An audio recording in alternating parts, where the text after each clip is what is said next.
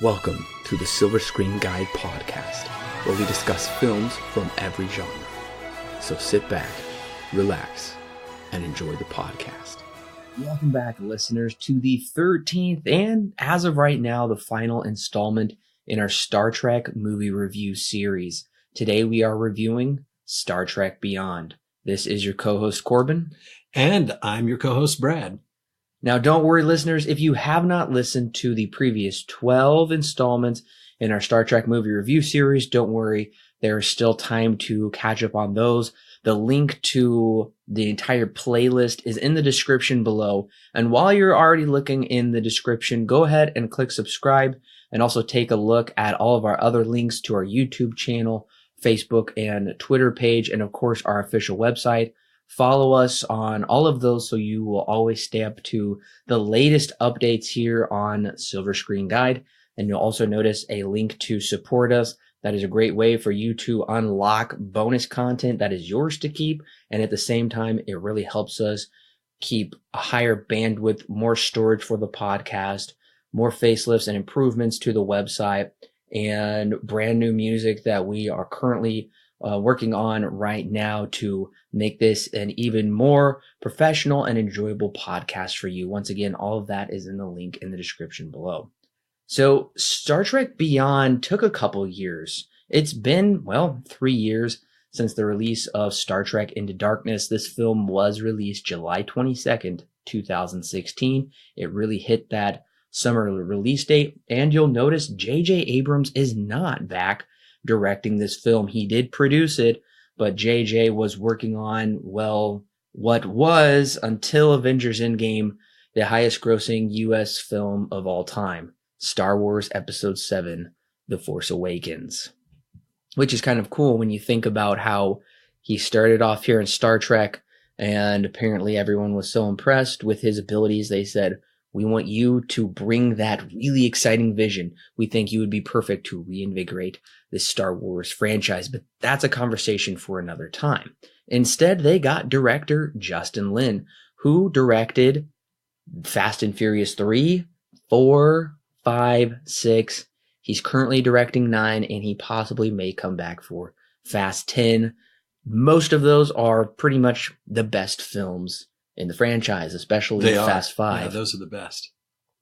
I did think it was a little interesting. He's also wrote Space Jam 2. I didn't even know that was going to be a thing. He obviously had a comical side to it. He does have a comical side to him. And we do have different writers this time. The writing duo Roberto Orci and Alex Kurtzman are not back to write this film. Surprisingly, around this time, they decided to quit writing together and just to work on separate projects. Don't worry, they're still friends. It's not like they had a falling out or anything. They just wanted to do different things. And Kurtzman was supposed to direct this film, actually. Mm-hmm. He was really campaigning hard. He said, "I've written the previous 2. Let me direct the 3rd. That didn't happen, considering he had never directed a film before. And usually, if you've never directed a film, you are not going to be handed the reins to a billion-dollar franchise. Right, not a big franchise like this one. So anyways, neither Orci or Kurtzman really have done much since, except Kurtzman did direct the most recent adaptation of The Mummy from Universal Pictures. That wasn't well received, and he hasn't done much since. He was actually supposed to direct Venom. That didn't happen either. That being said, Orci did begin writing the script with Patrick McKay and J.D. Payne, but according to Simon Pegg, who plays Scotty in this film, Paramount thought the script was too Star Trek-y, and they wanted a script more inclusive to non-Trek audiences. Here's another surprise. Good old Jonathan Frakes, who was always number 1 on Star Trek Generation. That's right, yeah. He said, "Hey, I want to direct Star Trek 3. He really approached Paramount because if you have listened to the other reviews, listeners, you'll know Frakes directed Star Trek First Contact and I believe Star Trek Insurrection. Yes, yeah, he did a good job. Yeah, he did very well with both of those, especially with First Contact. But as we already discussed, Frakes did not receive the directing job. Makes you wonder what goes into those decisions, doesn't it? It really does, because they do usually go through a lot of choices of writers. And I'm also wondering, as I said, Ortsy and Kurtzman weren't back, and Patrick McKay and JD Payne ultimately didn't write this script. Instead, Paramount said, Simon Pegg, we want you to write the script. That surprised me. It surprised me too. I think he's a great part of this franchise, but I really don't see what would give them any thought for him to write this film. I know he has co-written well-received films before, and here's even more surprising. They have this guy named Doug Young, who has really only ever done the Cloverfield Paradox, which was probably being written around the time of this film, but wasn't released until a couple years later. But that is a JJ Abrams Bad Robot production, so maybe they have a connection somewhere. I didn't like the Cloverfield Paradox. Alan and I did review that film. You can listen to our review. But Doug Young is actually in this film. He plays Sulu's gay husband in that one scene where we see Sulu, which is clearly a nod to George Takei being a gay man in real life. They wanted to make Sulu's character gay, so Doug Young, the writer of this film, incorporated himself as Sulu's husband. Now, this film was actually nominated for one Oscar. It was nominated for Best Makeup and Hairstyling, and that brings the series total of all 13 Star Trek films. In total, it has received 15 Oscar nominations. 6 of those nominations alone come from the new trilogy. It's powerful. Now, the film currently holds a 7.1 on IMDb, not too far off from the previous film's 7.7, but still a noticeable drop. Now, here's where it gets interesting. Rotten Tomatoes critics gave this film an overwhelming 86% approval rating. Critics loved this film, even better than the last film. Interesting. Because the last film, if you'll remember, received 84%. Now, Metascore and CinemaScore tell a bit of a different story. This film received a 68 on Metascore, still a positive score, whereas the last film received a 72. And audiences gave this film an A-, whereas they gave the last film an A. So audiences liked this film slightly less, but not by much. And some critics did like it more, but for the most part, it seems like critics thought it was just a little bit under the second film. Now, of course, it was given a huge budget, as usual, of $185 million. But here's where the trouble comes in. Domestically, usually a film domestically should make back its budget and then some, just domestically. But this film only received $158 million domestically. A lot of money, but it didn't get its budget back. Now, in the foreign markets, it did make $184 million for a worldwide total of $343.4 million. Clearly, it still did very well. It still made a large profit at the box office, but it should have made a lot more money. Considering these numbers, listeners, it made $70 million less domestically than the last film, $54 million less in the foreign markets than the last film, and for a worldwide total, it made $124 million less than last time. Now, of course, it was number one opening weekend. Audiences were still excited to see this film. It opened with a $59.2 million opening. That's $11 million less than last time. So clearly something went wrong in marketing, or those 3 years, I think they didn't capitalize maybe enough on the success of the last film to really get audiences back in their seat. Right. That makes you feel like there was a little bit of a problem with the marketing of it to bring it to the attention of the viewing public.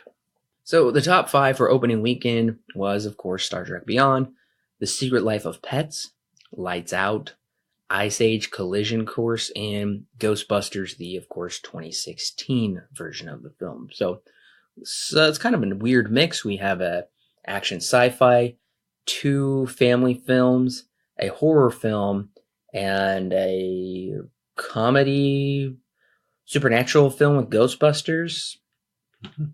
So as far as the rank in the series goes, adjusting for inflation, domestically, it's the 8th highest grossing in the series. That is a little surprising to me, honestly, because that means there are 7 other Trek films, aside from the previous 2, that did a lot better than this film. A lot better. Well, listeners, if you have not yet seen Star Trek Beyond and you don't want the film spoiled for you, then go ahead and click pause right now. Go ahead and check out the film, watch it, and then come back and click play here on the podcast, and we will talk about all of the juicy spoilers for the film. The Enterprise crew is 3 years into their 5-year mission. Tired of the tedium and considering existential matters to be more important than getting rival alien clans to find peace, they're all deciding to go their own way.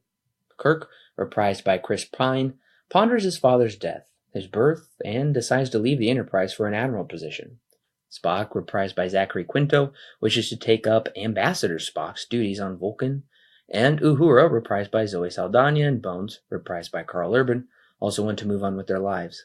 Upon arriving at an enormous habitable space station called Yorktown, the Enterprise is tasked with taking a lone survivor to find her people beyond the nebula, a place beyond the explored reaches of the Federation. Once they make it past the nebula, they are immediately attacked by the nefarious drone forces of Krall. He seeks an ancient artifact called the Abranath.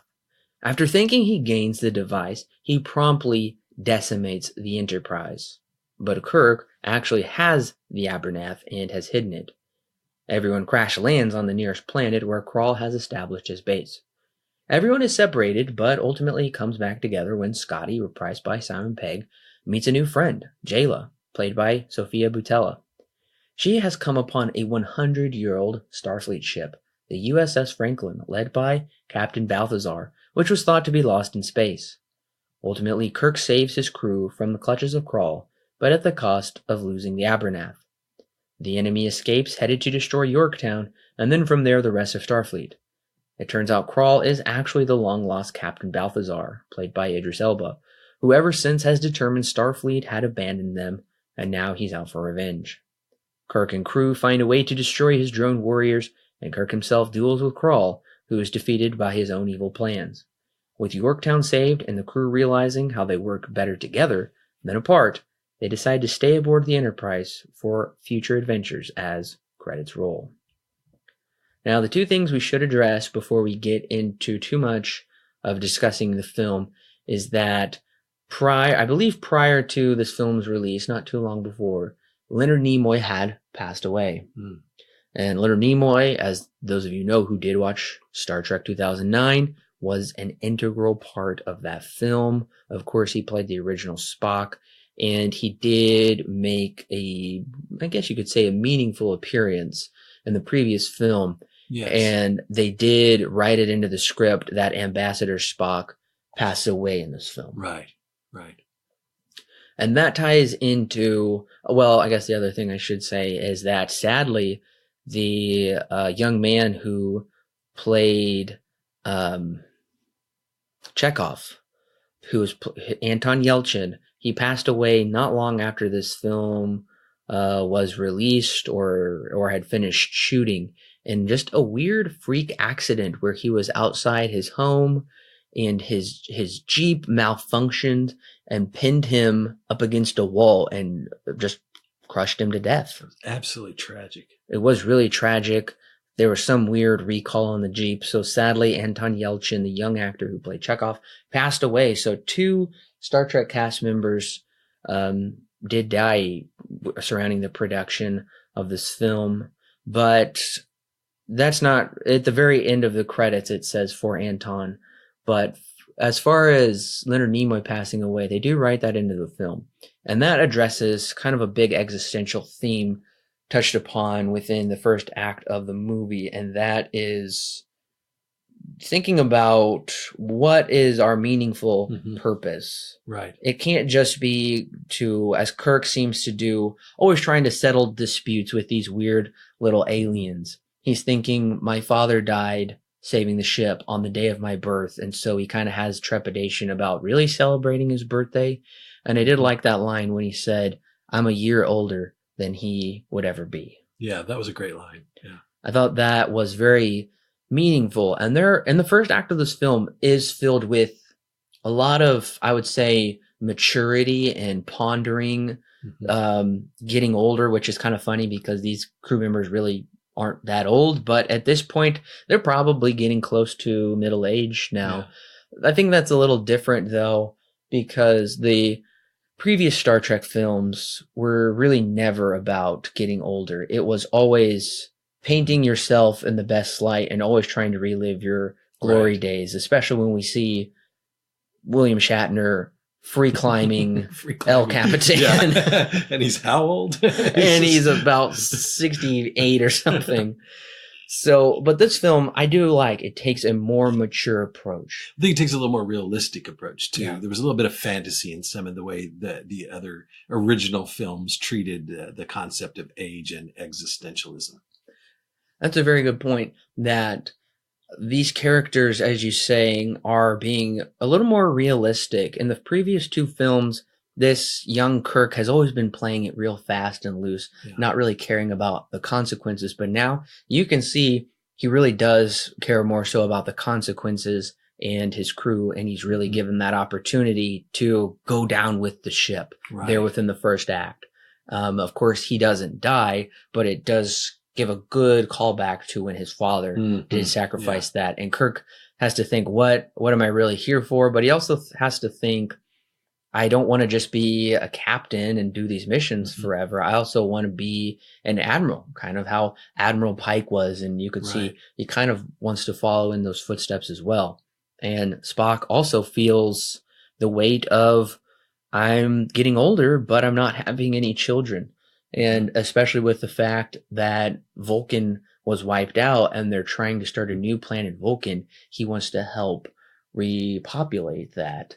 So yeah, he would give his life to that work that was so important to his people, creating a new planet and building that life on that planet. You could see where that would be a huge draw to a guy like Spock. So I'm really enjoying all of these character moments. I like to see the characters have progressed beyond their more carefree spirits we saw in the previous films. The film is still filled with action, but I like to see the characters grow. And I think we're really getting that. And I would say probably for the most part, for the very first time in this trilogy, I think these characters are really clicking together. I really believe they're actually friends because, as it says, it's been 3 years, not only in real life, but in film time, since the previous film. And I think that's something that was missing in the past two films that was just a given in the very original films. And even within The Next Generation, is those people had been on television together, working almost every day together for a decade. Right. And so it's just, they were so comfortable together on set. They were friends in real life. And these people weren't friends in real life, probably when they first came together. They were brand new cast members for a brand new movie. But it's been 7 years, actually, since the very first Star Trek film. So you can see, I think these characters click a lot better together. There's a lot better chemistry. I think they're more comfortable together. So I really like seeing these characters even more so now on screen together. I agree completely. I will say probably my favorite character pairings in this are Bones and Spock. Hands down. Bones continues to be my favorite character in this particular cast. He nails that character. I mean, if you're familiar at all with the old original, he nails it. He just really makes me believe he's the same guy. He does, and the way he plays off of Spock, where they make these funny little jabs where Spock said, I was going to tell Kirk I'm resigning to do something else. And he's like, well, how would he take it? And Bones said, I know how I'd take it. I'd have a celebration. Yeah, it's very antagonistic out of fun, It's really, really good. There's always that fun antagonism between the two characters that really works. And I really do like when we see Spock, he has a near-death experience when that shard comes through him and then he makes a joke and Spock actually laughs. And that's something we'd never really seen before. Never saw with Leonard Nimoy, pretty much. At least I don't recall him ever being that humorous. I don't recall that in any of the previous films, but seeing a different side of Spock where life is different now. With his planet wiped out, his mom gone, he wants to have children. He's considering, do I need to settle down with Uhura or what do I do? And I think coming towards that near-death experience and then finding the capacity to kind of laugh about it and be a little bit more enjoyable with life, I really like that scene. I really like that too, because one of the things, having been a Trek fan all my life, one of the things that I've appreciated about this new cast, and particularly Spock, is that in this new character, his name was the new guy, the new Spock. I forget his Quinto. Oh, Zachary Quinto. Quinto, yeah, I couldn't think of the Zachary. He really actually shows us more the human side of Spock.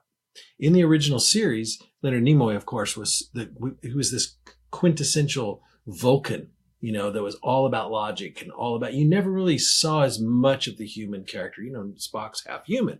But we're seeing that in the younger Spock, and almost in actually this episode, I wouldn't say episode, but this movie actually is maybe setting up that older character, because we see that younger character that's looking at both sides of life, relationships and everything. And then eventually we know he gets more stoic. We know that he does. Because when you watch the original series, you would have never dreamed that him and Uhura were romantic at one point in time.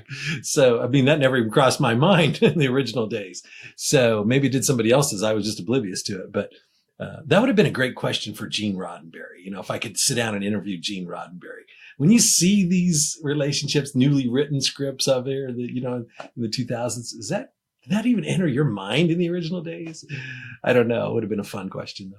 That would have been fun to know Roddenberry's take on these new characters, especially considering he's very covetous of his property. And that's understandable, sure. But covetous to a fault. If you'll go back and listen to our previous podcast, you'll see how he would get very strict and picky about scripts and what was going on. And I do really like the plot of this film. It is a fun, simple, straightforward. It feels like it's plucked right out of the 60s show. And even they all have the red, blue, and yellow colorful outfits just recreated from the show. So in that sense, I like that we're not going to copy off of Star Trek 3, The Search for Spock. Because Star Trek Into Darkness was, in a way, a reworking of Star Trek II, The Wrath of Khan. So I think some people were kind of worried that they were just going to start paralleling all the films, but just change a couple things. And that wouldn't be very original. I thought it worked with Into Darkness, but I do like they went back to an original story, just like they did with the first one. But it seems like Star Trek can never get away from almost every other movie or every 3 movies. They have to make it into a TV show type plot. Yeah, that's true. So in that sense, I don't like it, because this had the really epic scope and epic stakes in Star Trek and its sequel, whereas this one goes back to the very small stakes. I'm not saying they can't have a small plot, but on the big screen, I wish it was bigger. And the other thing is, I wish, for Pete's sake, Star Trek could actually make reasonable sequels, not just episodic installments. That's a weakness in this whole franchise. It really is.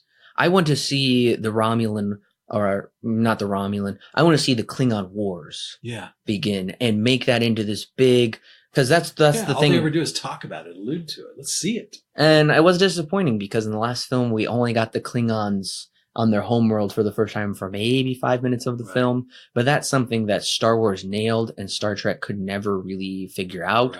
Star Trek has this grand, epic, in the truest sense of the word, an epic overarching narrative that spanned, half a century and even more than that within the timeline of the film with the Skywalker saga. This has the same characters pretty much, but they've never really figured out a way to do that. The closest we got to that was in this new installment in the very first Star Trek 2009, where Leonard Nimoy comes back in time and now we have two Spocks and it's altered everything.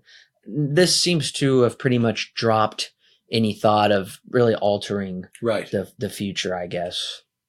So that being said, that as well as what we just talked about, these existential moments we really like in the first act, unfortunately, I don't feel like they really tie back around to the third act, because ultimately they decide my place is with the crew on the Enterprise.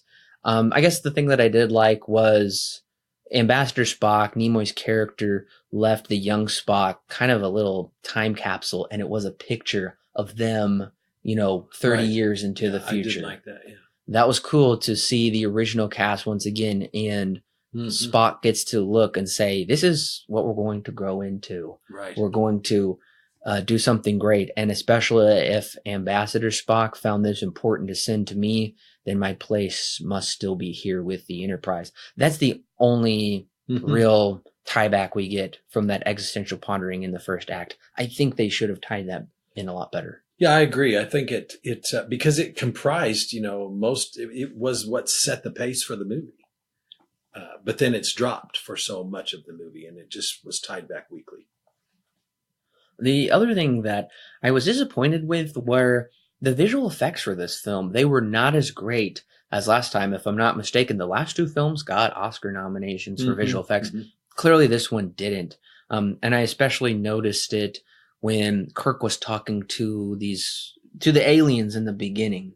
I did not think those aliens looked good, the ones that rolled and they're actually miniature. Yeah, that was strange to me. When we saw them up close, that really worried me that they had got a visual effects downgrade for some reason. And for the rest of the movie, don't get me wrong, some of the visual effects are really great, but they're just not as crisp and realistic as the previous two films. Not up to the same level, I agree. The other thing is the film was underlit in a lot of scenes. It was hard to tell sometimes what was going on. It was dark, and I also felt there was this real kind of airbrushed glossiness to some of the look that I also, when you combine that with the lighting of the film, it makes it hard and unpleasant to look at.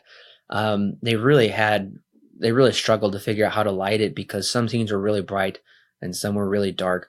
I also did not like at all the way a lot of the action fight sequences were filmed. I had to close my eyes once or twice because I was getting dizzy with how it was just shaky cam, tons of quick cuts. I hate that. Yeah, I agree. Because if it can't hold me in the scene, then they've lost me. I have to be into the action and I feel a part of it. I mean, that's the whole point of the theatrical. You want to be a part of it. Yes, you don't want to be taken out of the Not theatrical just an experience. observer. I want to be experiencing it. The other thing that we both talked about was we were going with it for the first act, and then at the end of the first act, they really switch it up by destroying the Enterprise, which is something we've only ever seen towards the finale of the film. I guess I liked that twist, how now they're stranded on this planet. The one thing that really bothered both of us is we have no idea what's going on really in this plot. Yeah, the first act did not develop the real plot of the movie.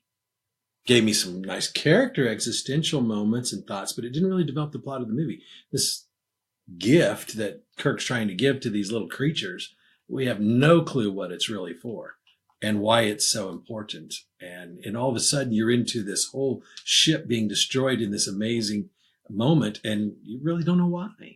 What are they after? What's the game plan here?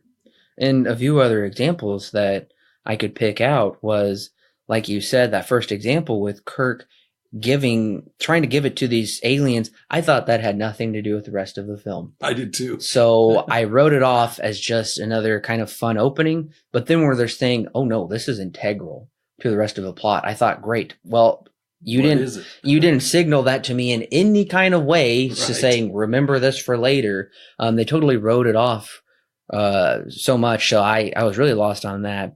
Also, when they are in Yorktown, this weird looking ship approaches Yorktown, and I thought, oh, this is the enemy. This is a missile or something, or some parasite. They're going to get into Yorktown. No, it was that weird looking lady who said my crew was lost and I need you to come help me. And Kirk's like, well, let's do it. We're the only ones that can do it. I felt they were thrown into that quickly as well. And then boom, all of a sudden this Kroll guy comes, he wants it, and then they're all separated. And I remember you and I were really confused because then all of a sudden Sulu and Uhura are just walking around, even though they were prisoners. Yeah. And then they got caught again. This movie's missing connective tissue. Connective tissue, that's a good word, because you're set up for this existentialness. And then all of a sudden, as we mentioned, you're in Act 2, you're this trip, this journey comes up to go to help this lady with her, rescue her people. And it's just kind of thrown at you like, oh, well, it has nothing. There's no emotional tie to the trip. There's no intrigue to the trip, really. It's just a trip. And there's a better word than trip, but you know what I mean? Yeah. But what's a word that I'm looking for? It's a journey that they have to make. I'm just tongue tied. I can't think of the word. Yeah, I understand what you mean. It's a project that's kind of thrown at them, but there's no stakes to it really, other than, that's what they do in every episode. They go explore and help somebody or whatever. Well, so I was really disappointed in that. Right. That's the whole point, is for the first time we have an inconsequential happenstance plot. Whereas in the first movie, all of this kind of was foreshadowed with Nero coming through this big thunderstorm in space and his father dying, which tied back to Kirk having to fight Nero, and they're searching for Ambassador Spock. That film had great setup in the first act. Yeah, you got to set it up in the first act. And this, unfortunately, and I'm going to blame Simon Pegg and Young here, they backload everything onto the third act. Yeah. So this is not The Prestige. This is not The Illusionist. Don't try to be. Right. Don't try. That's a good analogy. Don't try and pull the wool over our eyes this whole time, because in the end, ultimately, we don't care because we weren't given a reason to care in the beginning. Exactly. And that's why I thought this movie had a lot of great points to it. It had some good scenes, but at the same time, I was not emotionally connected through most of the movie. That was a problem for me.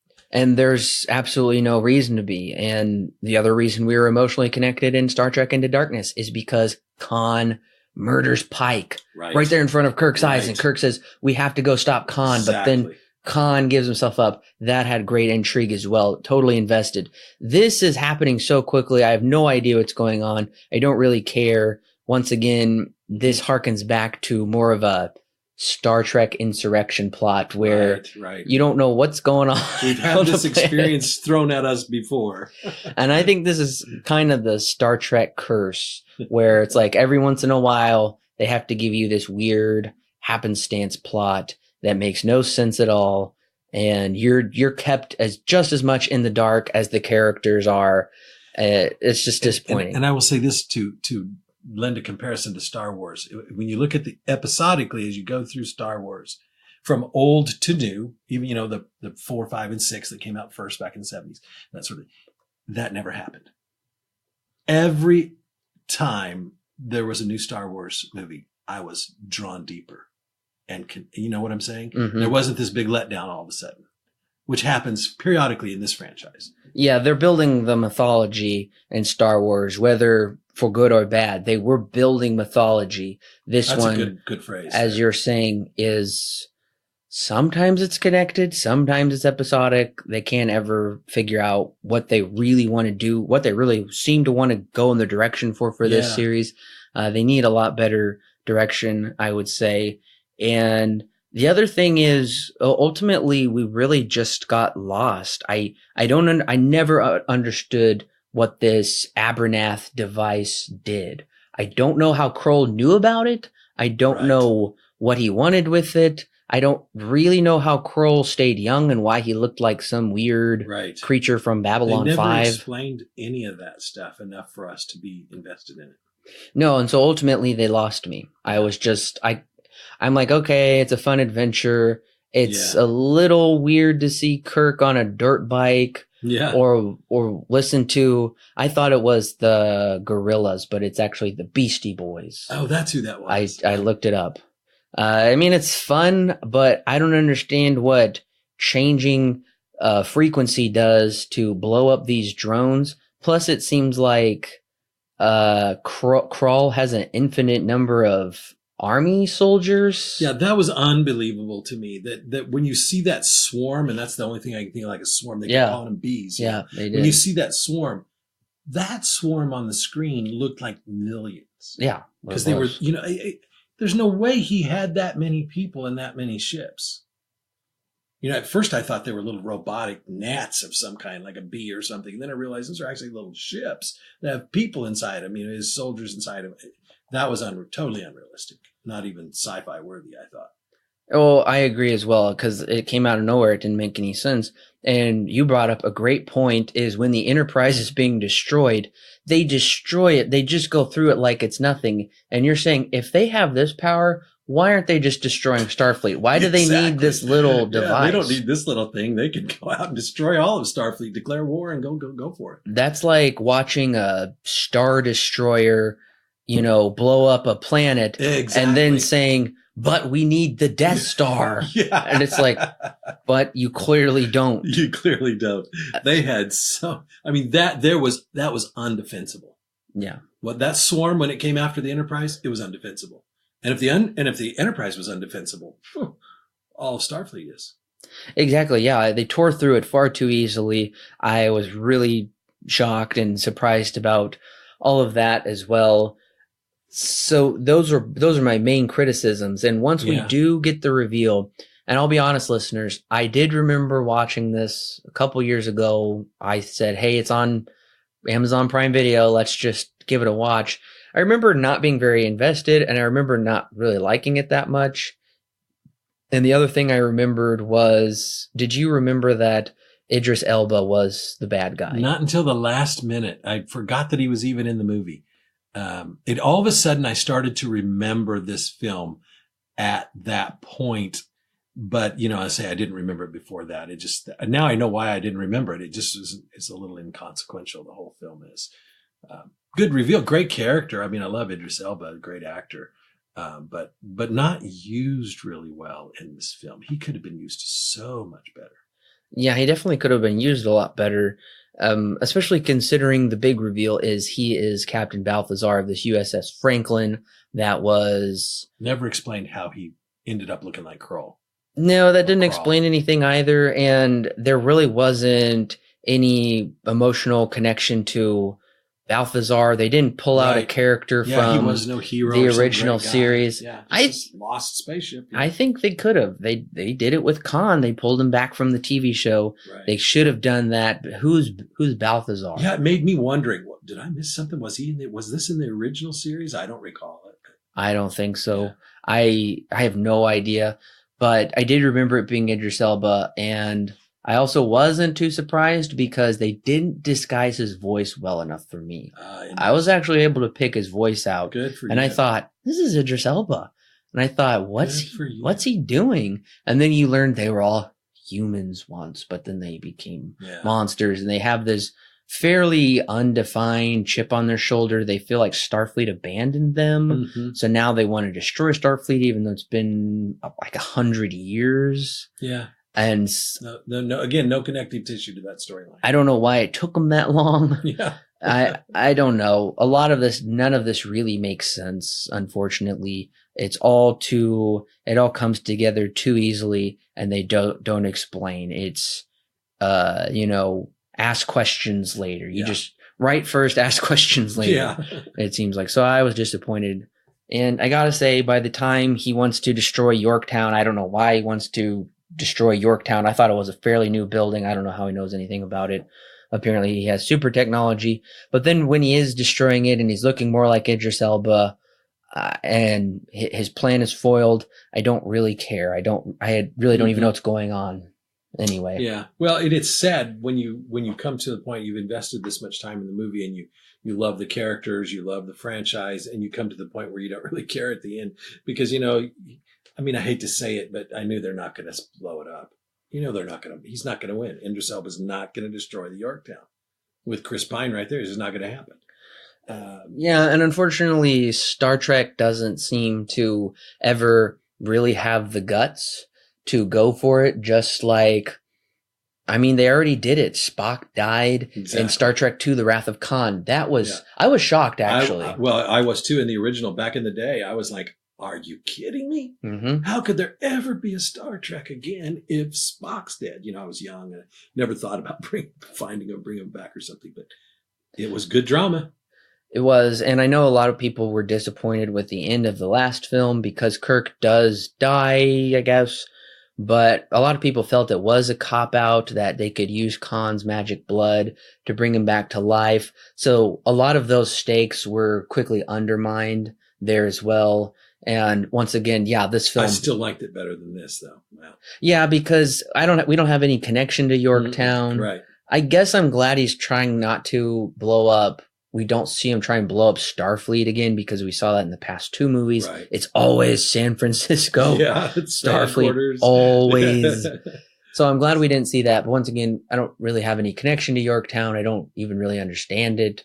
I feel like it's some brand new space planet they built out there. He wants to destroy it, I guess, and he'll think that does something. I don't even know how he's going to destroy it with this Abernath. Doesn't make any sense to me.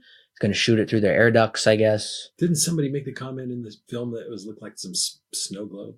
Yeah, they said it was a giant snow globe. Who did that? I can't remember. Probably Bones. I thought that was a great comment. Well, Brad, what is your rating and recommendation for Star Trek Beyond? Well, clearly I don't like it as well as I did the last 2. It was a good drop for me. I mean, it still has its good points. It really does. It's not a bad movie. But I'm struggling to give it a 7. I like these characters. I like them. I mean, I almost want to drop it to a 6, which is a big drop from where I've been on the other 2. But, I could probably give it a 7, but I'm a pretty generous guy. Star Trek Beyond is a colorful outer space adventure that harkens back to the fanciful plots of the 60s TV series. For once, the characters feel completely comfortable in their roles.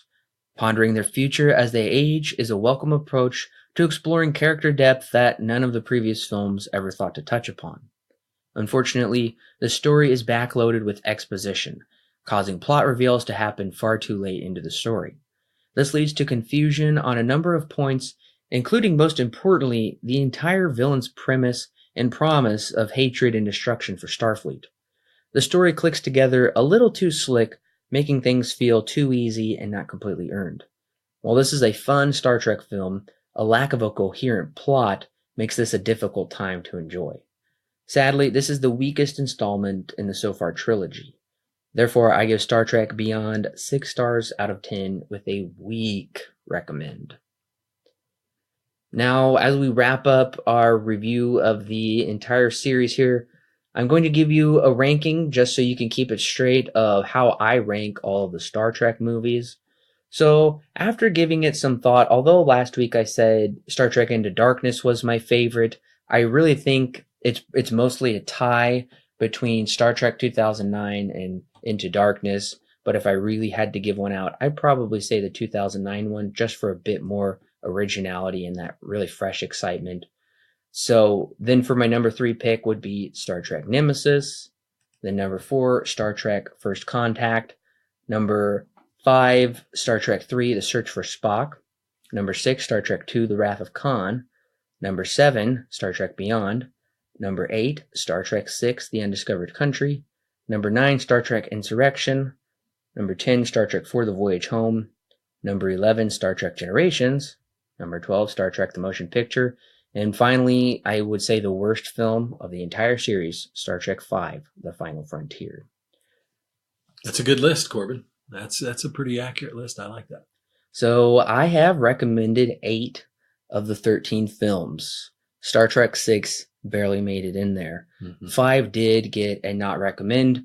So even though it seems like there were quite a few low points in the series, for the most part, it is a very, very good recommendable series. Right. Now, it has been 3 years once again since we've had this Star Trek film, so there's still time for a 4th film. Remember, the longest gap we've ever had was that reboot gap between Nemesis and Star Trek of 7 years. So in July 2016, it was confirmed a fourth Star Trek film was in development. Interesting. It would see the return of Chris Hemsworth, Okay. who died in the very beginning. Right. He was going to come back and as Kirk's father. So then in December 2017, this is where things get weird and interesting. Quentin Tarantino, of all people, director, multiple Academy Award winner, director of Pulp Fiction, Django Unchained, Kill Bill, his most recent film, Once Upon a Time in Hollywood. Quentin Tarantino approached JJ Abrams. He pitched an idea to him, and JJ really loved the idea, apparently, for it. And it would, I assume it would be using the same cast. He said he loves this cast. He thinks they really nailed it, but it would be a whole new story. And as of right now, Mark L. Smith, who wrote The Revenant, is writing the script. That's great. Between that director and that writer, wow, that could be awesome. Yeah, I think it could be maybe the best Star Trek film we ever got. Probably the oddest Star Trek film we ever got. Well, we need something fresh to juice this up. I think so too. With Quentin Tarantino, nothing is ever as it seems. It's never predictable. But they always make you think. They're always super fun. They're very well written. Now, as of April 2018, J.D. Payne and Patrick McKay, who were supposed to write this film, were still writing Star Trek 4, but the one that was going to involve Chris Hemsworth coming back. But Chris Pine and Chris Hemsworth walked away from the film because Paramount was going to cut their salaries. Oh, wow. No kidding? Yeah. Yeah, that's cheap. And I don't know how you're supposed to retain your stars like that. And Hemsworth said the script was underwhelming. And he's like, I'm not going to come back from the dead for this. They're going to kill this franchise if they try and replace Chris Pine at this point. It's pretty weird that this all went down. And Chris Hemsworth really thought it really wasn't worth his time to do it. So in January of this year, that Star Trek 4 film was canceled. Yeah, that's good. But Tarantino's movie is still moving forward. Now that he's finished and it's all out and everything, Once Upon a Time in Hollywood, which I think we're going to be seeing at the Oscars this year, Tarantino is flouting this as his 10th and final film. He's always said ever since he started making films, once I have made 10 films, then I'm going to retire. He said, I feel like a director after 10 films kind of loses their steam and loses their creativity. So he's going to start writing books and plays. He'll be great at whatever he does. That's pretty cool. But I think it'd be kind of cool, especially because Tarantino grew up with the series. He grew up watching the original series. Exactly. So I think it would be pretty cool for this to be his final film. What an interesting way to go out on his career. And the one thing though that he does want, which we've never seen before, and I'm not sure, he doesn't want the language to be restricted. Quentin Tarantino's always had a lot of foul language. Lots of language. Yeah, so it's pretty edgy stuff. Right. So he says, if you let me make this movie, I want it to be an R-rated Star Trek film. So my character can say whatever they want. Whole new experience. It'll be a whole new experience. There would be no holds on the language. But this does seem to be our best hope for a new Trek film. And it would use the current cast. It's exciting to me. I'm anxious to see something like that. And honestly, who knows if Paramount would even let him make a R-rated Star Trek film. Yeah, I mean, that's a challenge, to take it to that jump. But who knows? I'm guessing it might have some more swearing in it, maybe one or two F words, but I don't think Tarantino will go full force and make it too foul-mouthed. Well, I think it would destroy some of the credibility of the characters and who they've been built up as. Yeah. The integrity and character, just development. I agree. I think at that point, if it went too beyond into that realm and Spock is saying the F word in every other sentence, can't see him doing that. That would almost feel more like a parody than an actual film. And I think a lot of people would really struggle to take that seriously, despite how self-referential and lighthearted it is. Right. But that's yet to remain if that will ever even come to fruition or if something completely new will happen. So as I said, listeners, this is the final installment in our Star Trek movie review series. I can't believe we've already watched all 13 Star Trek films. That went by really fast. We started that as a summer project, and look how fast it just went. I mean, we're past summer, but still, it went by fast. It really did go by quickly, and we want to say thank you, listeners, for coming on this trek with us as we reviewed all of the films. We hope you enjoyed watching these movies as well and giving us your thoughts and coming along and listening to our thoughts as well. But we do want to know what your thoughts are on this 13th Star Trek film. So don't forget to comment your thoughts down below, whether you're going to comment on the Facebook post or if you're on Podbean or you're listening on YouTube. And if you are listening on YouTube, don't forget to give us a thumbs up.